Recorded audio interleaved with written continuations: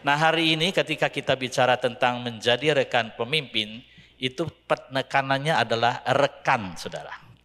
Rekan, jadi tidak bicara pemimpin ya, menjadi rekan ya bagi pemimpin, rekan kerja bagi pemimpin. Nah, saudara, bagaimana kita bisa membayangkan siapakah yang dimaksudkan rekan kerja itu? Nah, ini banyak hamba Tuhan yang tidak hadir hari ini karena ada preaching conference, begitu ya.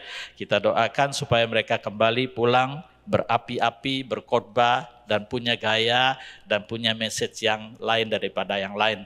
Bukankah itu yang kita harapkan, Bapak Ibu? Betul ya? Nah, saudara, seringkali kita tidak memahami apa yang dimaksudkan pemimpin dan rekan kerja di dalam satu organisasi. Misalnya kita bayangkan saja di sebuah gereja ya. Karena di dalam sebuah gereja itu ada gembala sidang, kemudian ada ketua majelis ya. Siapakah rekan kerja gembala sidang dan ketua majelis itu? Yaitu majelis-majelis yang terpilih ya. Mereka adalah rekan kerja dari gembala sidang dan ketua majelis itu. Siapakah rekan kerja dari majelis itu? Yaitu pengurus-pengurus komisi ya, orang-orang yang ada di departemen. Siapakah yang membantu komisi dan departemen itu? Yaitu bagian sisi yang ada. Nah, siapakah mendukung semuanya itu? Adalah jemaat. Jemaat juga rekan kerja dari sebuah rekan kerja, saudara. Jadi semua hari ini terlibat, baik yang pemimpin maupun juga rekan kerja. Seringkali kita melihat atau memandang sebelah mata rekan kerja, apalagi yang tidak punya posisi, tidak punya jabatan. Kita selalu mengatakan orang yang punya jabatan, punya posisi itu lebih penting. Tidak, saudara. Ada pepatah mengatakan kesuksesan seorang pemimpin itu di belakangnya itu ada asistennya, ada rekan kerjanya, saudara. Nah, ini yang menjadi contoh-contoh di dalam dunia politik, saudara. Saudara kenal Napoleon. Napoleon itu satu umur lebih tua dari Beethoven. Ya, kenapa saya sebut Beethoven? Supaya gampang mengerti ya. Beethoven lahir 1770. Ya, kalau dia lahir, Napoleon Bonaparte lahir 1769. Siapakah Napoleon itu? Napoleon adalah seorang jenderal perang yang sangat hebat. Dan dia adalah seorang yang dijuluki bahkan menjadi kaisar Prancis ya pada waktu itu. Kehebatannya apa, saudara? Dalam satu hari dia bisa menaklukkan Rusia dan Austria. Dalam satu hari, itu kehebatan Napoleon. Nah, setelah itu, saudara, dia menaklukkan sebagian negara-negara Eropa. Luar biasa Napoleon. Nah, kalau saudara mau lihat Napoleon, tapi ini bukan gambar yang sesungguhnya ya, saudara ya. Dibantu saja. Ya, itu Napoleon ya, itu bukan gambar sesungguhnya, itu hanya gambaran. Keberhasilan dari Napoleon itu bukan dia sendiri, saudara. Dia ada seorang komandan yang hebat, ya, komandan perang garis depan. Ya, dikatakan seorang komandan yang namanya Michael Ney ini, saudara. Dia dijuluki the bravest of the brave. Dia adalah orang yang paling berani daripada orang-orang yang berani. Itulah asistennya, itulah rekan kerja Napoleon, sehingga dia bisa menjadi orang yang hebat, menaklukkan banyak negara. Nah, satu lagi adalah Winston Churchill. Ini adalah Perdana Menteri dari Inggris. Dia adalah seorang tokoh yang sangat berpengaruh pada transisi perang dunia pertama sampai perang dunia kedua, saudara. Dan dia punya karisma yang sangat luar biasa. Ketika dia berperang atau memimpin pasukannya, dia punya orasi, saudara. Dia punya pidato, itu kayak Soekarno, saudara, membakar hati pengikut-pengikutnya ya, yang luar biasa, membuat mereka selalu mendukung dan berperang dengan baik. Bahasa Inggrisnya never give up atau never surrender, begitu ya. Kata mereka berperang, kalau sudah berjuang, never surrender, never give up, begitu ya. Jadi pengikut-pengikutnya luar biasa. Demikian juga seorang Alan Brooke. Dia ada asisten dari Winston Churchill. Ya, dia adalah ahli strategi perang. Ya, kalau tidak ada Alan Brooke, ya, Winston Churchill bukanlah Winston Churchill yang hebat itu, saudara. Nah, kita melihat pemimpin-pemimpin yang dunia yang hebat ini, itu ada rekan kerjanya, saudara. Ada asistennya, ada orang-orang yang mendukung di belakangnya. Jadi kita sebagai pemimpin atau sebagai seorang yang mempunyai jabatan itu tidak bisa berjalan sendiri, betul? Nah, kalau kita melihat di dalam Alkitab seperti yang dikatakan di dalam ini, Musa, ya tadi kita sudah membaca, nanti kita akan membahasnya. Musa juga punya asisten, ya punya rekan kerja, kokohnya sendiri, Harun dan Hur. Nah, setelah itu ada siapa? Yosua, Kaleb dan seterusnya, saudara. Demikian juga Tuhan Yesus pada waktu dia melayani, saudara. Tuhan Yesus pun juga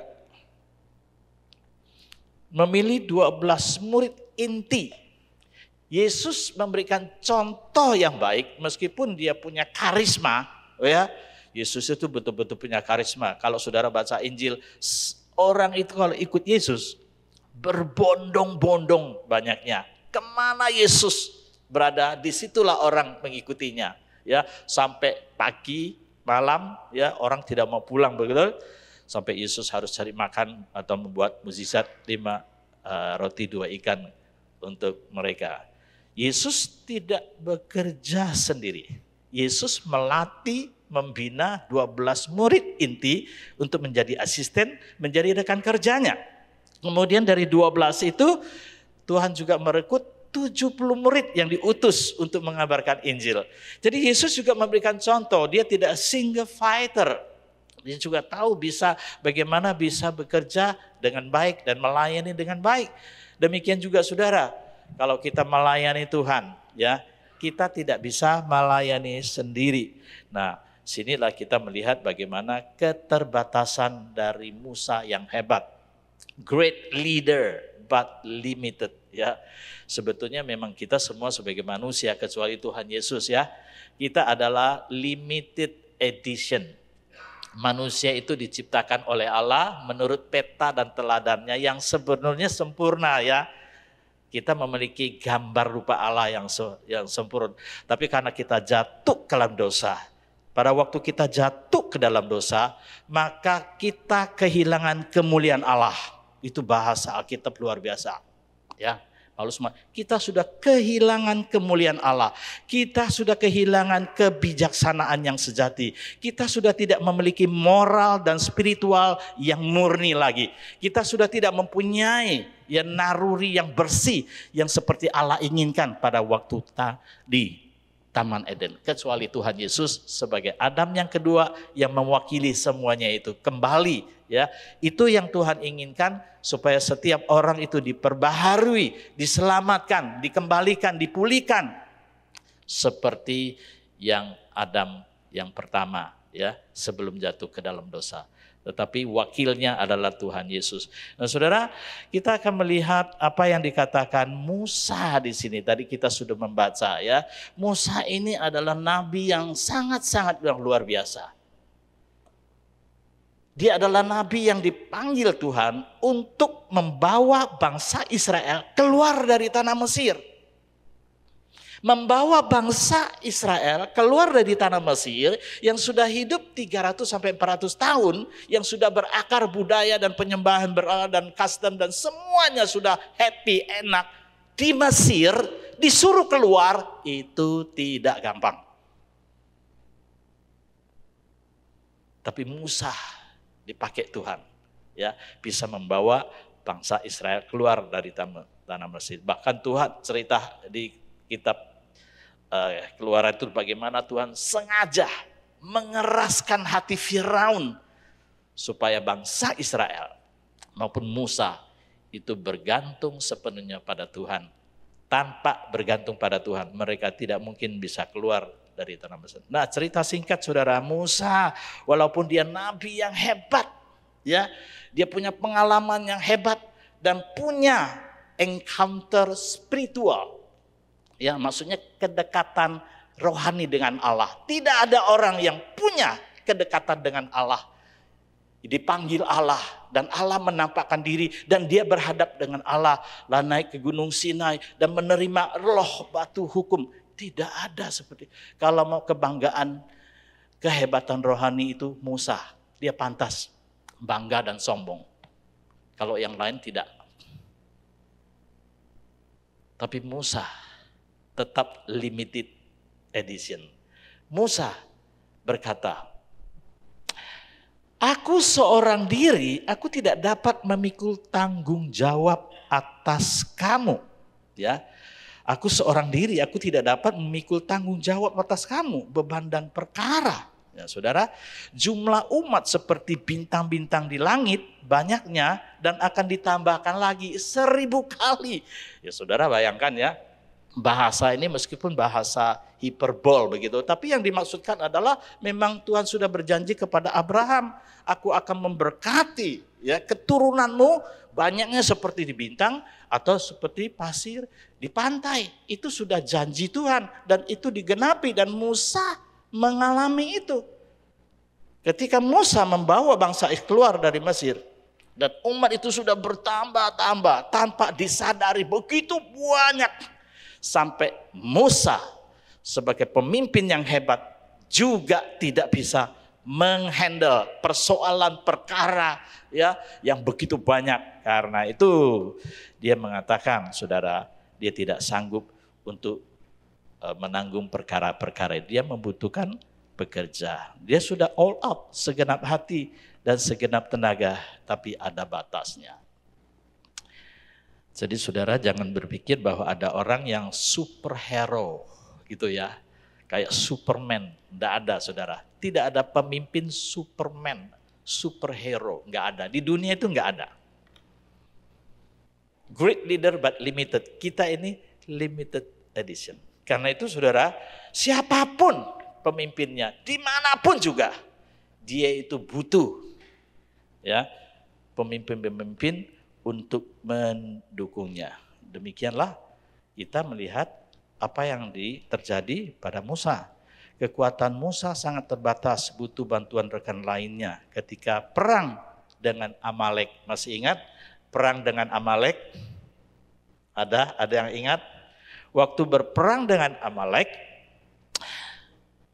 Musa mengatakan, aku akan naik ke gunung. Ya, lalu Harun dan Hur ikut ke gunung. Yang berperang di bawah itu kalau nggak salah tuh Yosua dan bangsa-bangsa Israel ya melawan bangsa Amalek.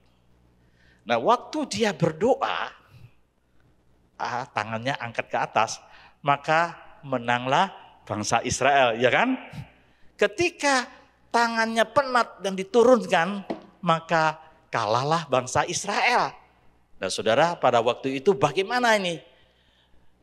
Supaya Musa bisa tetap tangannya ke atas dan Israel menang. Ya, artinya terus berseru kepada Tuhan. Ya, itu kan sebagai simbol dia tidak bisa sendirian, saudara. Dia penat. Dia itu limited edition, saudara. Dia hebat tapi dia tidak punya kekuatan yang sempurna. Dia butuh rekan kerja. Karena itu ada yang menopang dia, Harun dan Hur. Nah, saudara, itulah hal yang Tuhan ajarkan pada kita ya. Kita sebagai pemimpin maupun sebagai rekan kerja, dua-duanya itu dipakai Tuhan ya. Jangan merasa bahwa saya pemimpin, saya lebih superior ya. Saya lebih hebat.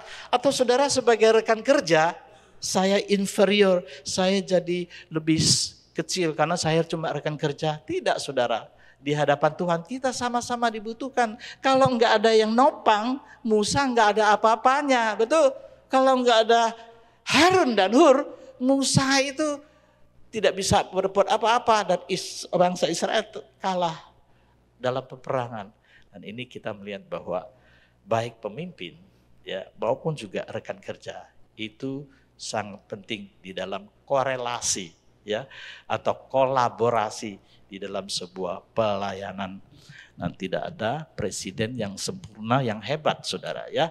Kalau kita melihat negara kita, saudara, kalau lihat Prabowo itu kalau dia sendiri ya memang Prabowo itu punya karakter tersendiri. ya, juga punya karisma berbicara, cepat bertindak, omongannya jelas gitu ya, tapi dia tidak bisa melakukan sendiri, saudara. Kalau di Jakarta tidak ada gubernur, Pramono Anung yang menghandle, di GKI misal, di GKI itu sudah dikatakan itu pusat kota, ya saudara, itu tempat titik pusat dagang dan juga segala politik apa saja di sana, saudara. Nah, saudara lihat di Jakarta, ada masalah yang sangat ruwet, yang kompleks, yang harus diselesaikan. Apa itu? Yaitu kemacetan. Ya, kemacetan. Jadi diatasi oleh gubernur ini, saudara, dengan mengubah transportasi, menambah transportasi, ya monorel, entah itu ya rel kereta dan sebagainya. Kemudian apalagi, saudara, banjir. Banjir itu jadi masalah besar di kota besar itu. Kemudian apa, saudara? Ya tempat-tempat yang kumuh, gelandangan, masyarakat itu perlu ditertibkan. Tapi siapa yang bisa kerja? Nggak mungkin presiden itu yang kerja. Tapi ada asisten, ada bantunya, saudara, gubernur, saudara. Juga ada pemerintah pusat, pemerintah daerah. Ya saudara, demikian juga di dalam pelayanan kita juga harus melihat. Tidak semua orang bisa bekerja di satu tempat dengan keseluruhan. Ada bagian-bagian tertentu yang memang bisa dilayani oleh jemaat yang awam ya, atau jemaat yang sudah disiapkan, dilatih, ada bagian majelis yang harus dikerjakan, ada juga bagian jemaat yang mendukung pekerjaan. Kita semua, saudara, adalah orang-orang yang dipakai oleh Tuhan seperti itu. Nah, kita akan melihat apa yang dikatakan oleh bagian firman Tuhan ini, rekan kerja pemimpin dari ayat 13 sampai 15. Rekan kerja adalah kepanjangan tangan Musa sebagai sub pemimpin ya, atas 1150 10 ya. Ini pembagian yang mungkin secara rasional ya, waktu itu begitu banyak. Itu kalau sudah dibagi begitu atas 1000 ya. Lalu ada 150 dan 10. Kalau saudara bayangkan kalau Musa tidak mengangkat rekan kerja ya, mencari rekan kerja, bagaimana dia menangani persoalan-persoalan yang ada. Dan membantu Musa dalam mengatasi perkara-perkara antara sesama umat atau antara umat dengan orang asing. Jadi persoalannya begitu banyak, begitu kompleks ya. Semakin banyak orang, semakin banyak persoalan. Di dalam bahasa Mandarin mengatakan apa? 千人有千苦. 1000 orang punya masalah 1000. Ya, 2000 orang punya permasalahan 2000 orang. Ya, jadi setiap orang permasalahan, punya pergumulan. Ni kan wahau, wa kan ni hao. Ya, kalau melihat tetangga, rumput tetangga tuh hijau, menyala-nyala.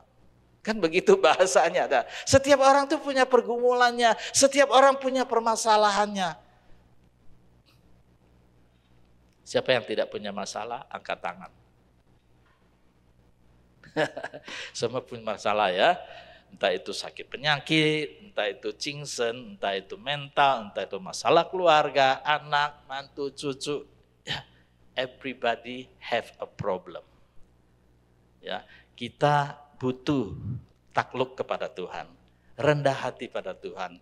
Karena kita punya pergumulan, punya persoalan. Tapi siapa yang bisa membantu? Siapakah yang bisa menolong? Demikian juga di dalam gereja. Ada begitu banyak pelayanan, ada begitu banyak masalah. Karena itu dibagi-bagi ya. Ini kasih siapa, si ini menangani. Kita sama-sama bekerja melayani Tuhan supaya semakin baik. Nah, saudara, ayat itu mengatakan memilih rekan-rekan kerja yang bijaksana, berakal budi, dan dikenal baik untuk diangkat menjadi pemimpin atas kelompok-kelompok. Kepala atas 1150 dan 10 orang. Saudara mungkin ketika kadang-kadang ya, saya diangkat menjadi pemimpin 10 orang. Lalu yang ini diangkat pemimpin jadi 1000 orang. Wah, yang 50 orang itu merasa minder. Berarti ini pemimpinnya melihat saya enggak terlalu sanggup. Jadi saya dikasih 50 orang.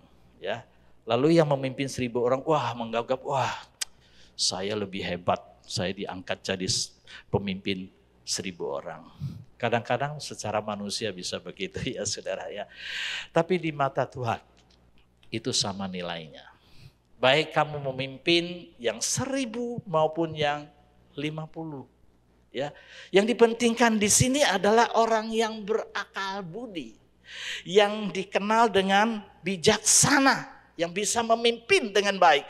Kalau Anda ditugaskan menjadi pemimpin 1000 orang, tapi kamu tidak bijaksana, tidak bisa melayani dengan baik, tidak ada artinya. Tetapi kalau kamu memimpin 50 orang, kamu bijaksana dan kamu lakukannya dengan baik, kamu diangkat jempol dan kamu lebih berharga daripada seorang pemimpin 1000 orang. Jadi ketika kita melayani, saya disuruh melayani di bagian yang agak kurang gengsi ya, lalu gengsi. Wah, ini tempat pelayanan lebih gengsi, gengsi. Kalau si duka, kurang bagus. Kalau si bendahara, wah keren. Apa begitu saudara? Bapak saya kalau jadi majelis beberapa periode selalu menjadi si duka. Dia bisa antar-antar orang. Bapak saya adalah si duka. Tapi bersyukur ya, di gereja Kalimantan kami, itu kuburan itu memang ada bagian tanah yang dibeli oleh gereja. Itu dibuat untuk disediakan majelis-majelis. Jadi ya lumayan. Bapak saya ketika meninggal ya dikuburkan di tempat yang sudah disediakan begitu. Saudara, kita tidak perlu menilai sesuatu yang di luar ya menurut pikiran hati kita.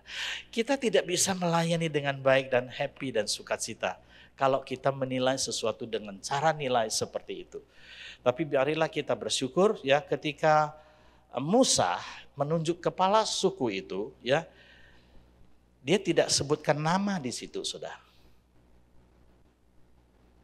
Yang dia butuhkan kriteria adalah orang yang berakal budi. Ya, yang bijaksana bisa memimpin. Karena persoalan bangsa Israel terlalu kompleks. Tetapi kalau mengangkat sub pemimpin-pemimpin, rekan kerja yang tidak becus, yang tidak bisa menolong dia, tidak memberikan persoalan, maka semuanya itu akan hancur bangsa Israel itu. Dan Musa akan gagal. Jadi yang dibutuhkan adalah rekan kerja yang berakal budi, yang bijaksana. Nah, kalau Bapak Ibu kebetulan hari ini jadi rekan kerja orang, marilah kita menjadi rekan kerja yang bijaksana, yang berakal budi, yang melakukan pekerjaan pelayanannya atau PIC-nya sesuai dengan apa yang telah ditugaskan. Nah, yang ketiga saudara, prinsip menjalankan kepemimpinan di ayat 16-18, bagaimana Musa menjelaskan dengan baik sekali. Apa dia mengatakan? Menangani perkara atau mengeksekusi putus perkara sesuai hukum yang diajarkan Musa. Ya. Dengan kata lain, mengadili perkara dengan adil, dengan tidak memandang muka atau tidak membedakan orang. Ini yang susah. Ini yang sulit. Siapa yang tidak memandang muka? Kita selalu memandang muka, betul? Ayo, apa kamu tidak memandang muka? Siapa yang mengikuti tentang kasus ijazah palsu Jokowi? Yang ikut banyak enggak? Saya cukup mengikutinya. Hari ini gelar perkara. Roy Suryo dan CS ya atau tim TPUA. Mereka begitu. Atau Risma itu. Wah, kami menelanjangi ya di Mabes Polri. Semua bukti-bukti kami paparkan. Kami telanjangi. Itu jelas-jelas Jokowi punya ijazah palsu.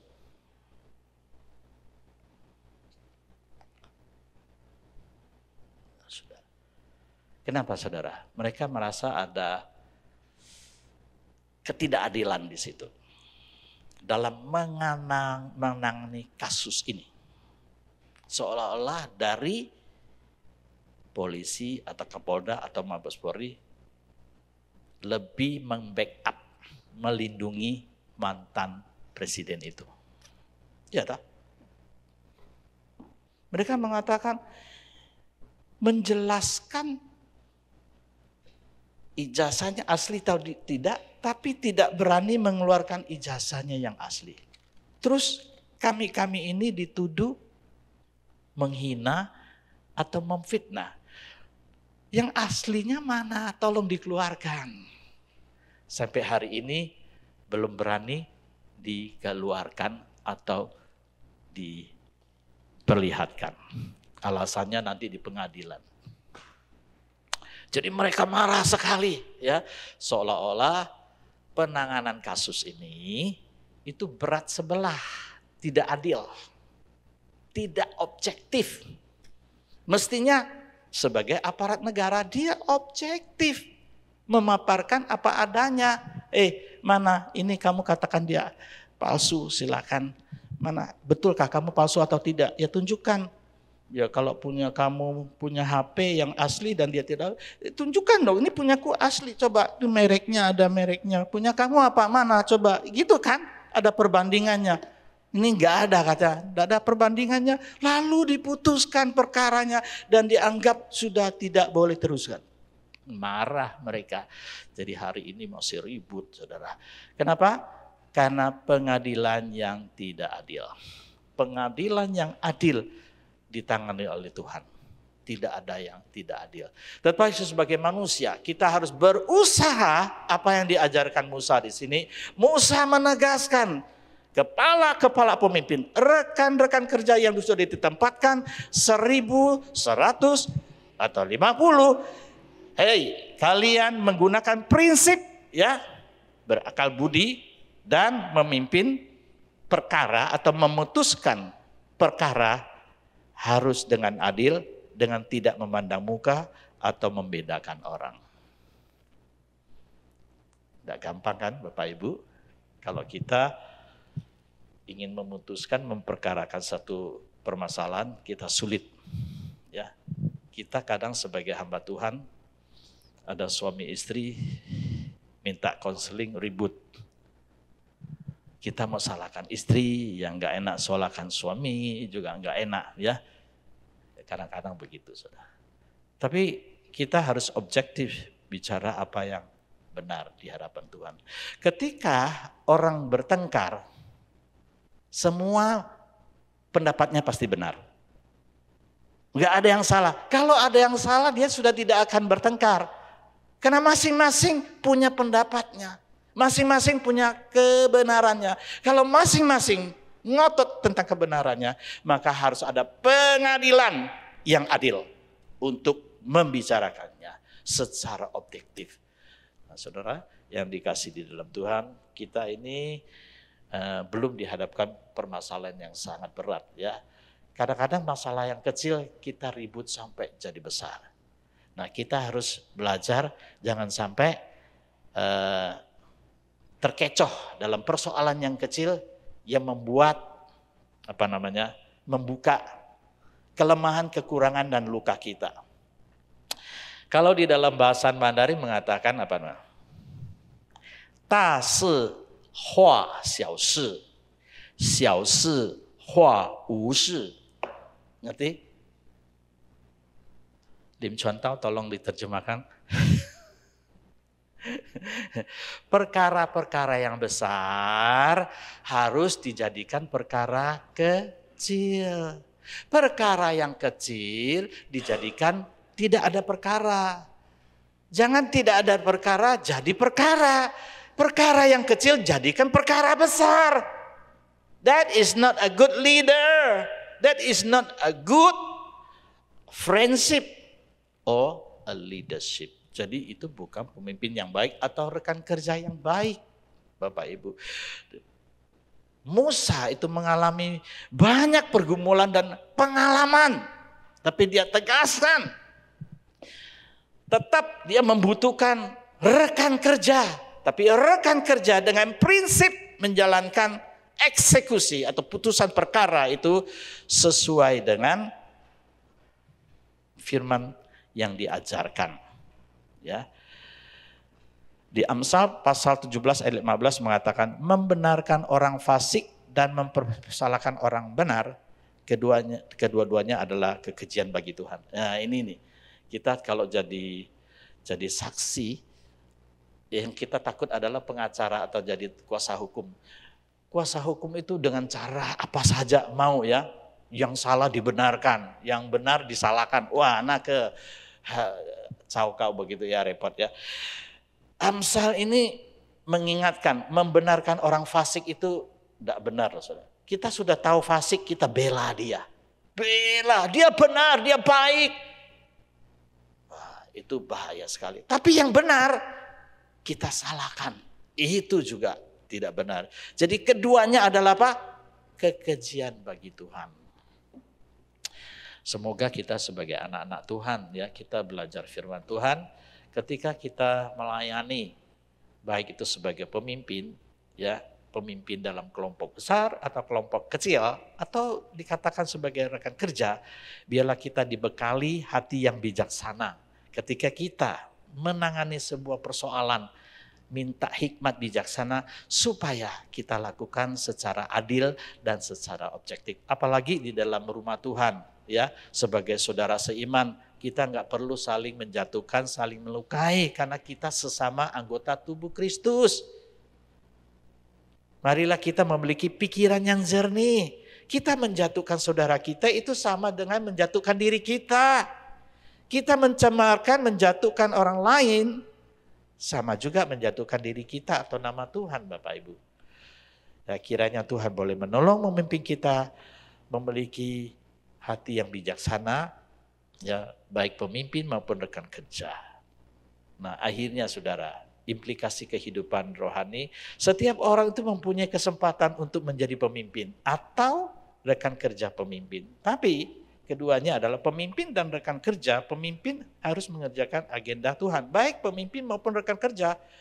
Ya, di dalam Tuhan loh ya, di dalam pekerjaan Tuhan kita hanya mengerjakan agenda Tuhan. Bukan andai-andaikan diri kita sendiri, enggak ada. Jadi nothing tulus sebetulnya, ya semuanya adalah untuk Tuhan, pengorbanan mati-matian semuanya adalah untuk pekerjaan Tuhan. Nah, kiranya firman ini boleh menjadi berkat bagi kita, ya. Yang terakhir, menjalankan tugas dan memutuskan perkara dengan bijak, ya, dengan tidak memandang siapa secara objektif, ya. Ini kita harus minta sama Tuhan hikmat bijaksana ya.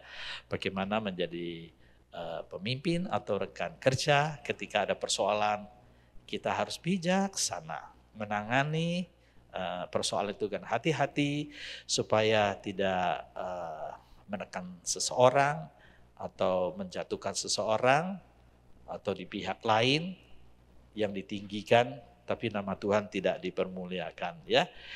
Kiranya firman ini menjadi keberkat dan menjadi pembelajaran bagi kita bersama melalui Ulangan pasal 1, 9 sampai 18. Musa orang hebat, tapi dia butuh rekan kerja. Ketika kita menjadi rekan kerja, kita tidak mengerjakan agenda kita sendiri, tapi kita adalah kepanjangan tangan dari pemimpin. Marilah kita bersama-sama saling membahu satu sama lain untuk mengerjakan pekerjaan atau pelayanan Tuhan bersama sehingga nama Tuhan dipermuliakan. Amin saudara. Mari kita berdoa.